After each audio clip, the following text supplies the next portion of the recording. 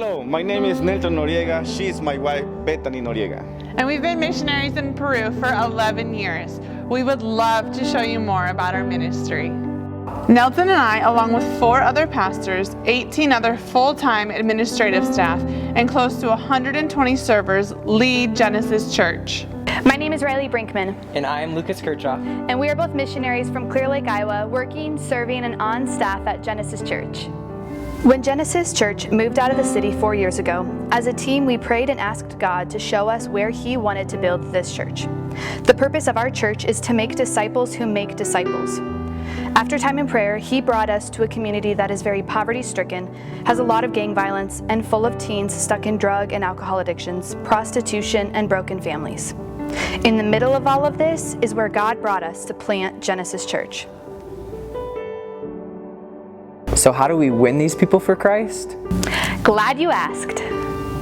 Cell groups, which meet in homes throughout the city, are the main place where we win the lost. Anyone is welcome. And most people are willing to come because of the non-threatening environment of being in a home.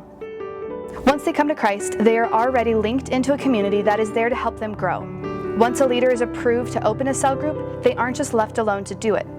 There is someone over them, leading them, guiding them, and shepherding them in how to lead others. Leaders of cell groups aren't theologians with Bible degrees, simply disciples willing to be responsible for another disciple. The leader is there to help them grow, know, and live out Christ throughout the week. We don't want anyone to walk alone, and a cell group provides an incredible place for community, accountability, and encouragement to keep going. Encounters are the next step in spiritual growth. This is where people initiate a relationship with Jesus Christ or go deeper in their faith by experiencing who Jesus is.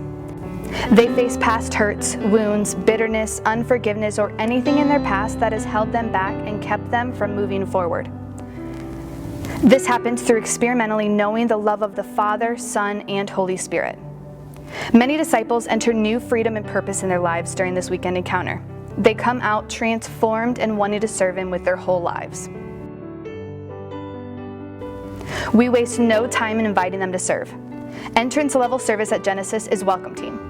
It's amazing to walk into church and find a new person waiting to welcome you. Some of these kids you may never meet until walking into church on a Sunday morning and shaking their hand. Welcome Team is more intentional than just shaking someone's hand though, which some of the kids don't even know how to do properly. Welcome Team is where character and humility formation take place. Public relations and manners are the obvious things they are learning, but other things like cleaning and church presentation, being responsible and orderly are other important parts of this ministry. Once an individual has completed 8 weeks of service, they can consider another area of service if they desire. Other areas include worship team, children's ministry, women's ministry, lights and sound, helping out with a discipleship training school, security and cleaning. They can be a cell group leader or assistant, or help out with encounters. Oh, and not to mention production, who are responsible for making this video. Discipleship doesn't just happen through service. We also provide an opportunity to grow deeper spiritually through classroom teaching. This comes through our discipleship training school called Cafe. We require and teach how to do daily devotionals and memorize scriptures. Students learn values and principles of the faith and train in how to lead and serve in cell groups or other areas of ministry. We currently have nearly 150 students enrolled in Cafe, with more classes being opened as more people come out of their encounters. In addition to spiritual formation, we want to equip young people to be a positive contribution to society. Genesis is after a heart of empowering and raising up the youth. We've seen the lost become found and disciples made through one-on-one discipleship.